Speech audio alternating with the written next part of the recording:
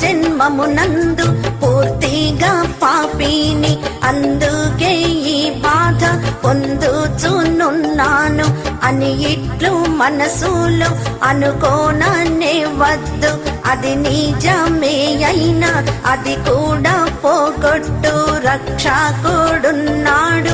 తక్షణమే రమ్ము ఆయన మానవు దైనట్టి దేవుండు. ఈ మాట నమ్మిన ఎంత ధన్యుండవు.